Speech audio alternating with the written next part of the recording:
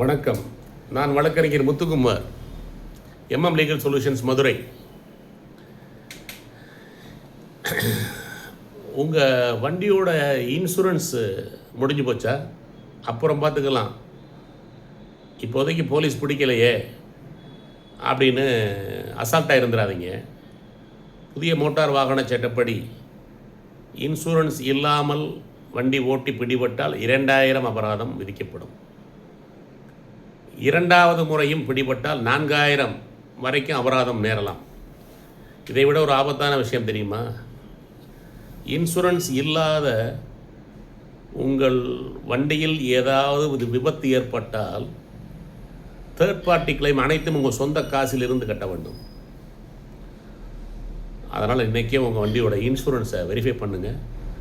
Insurance due டேட்டுக்கு முன்னாடியே இன்சூரன்ஸை renewal பண்ணிடுங்க. நன்றி.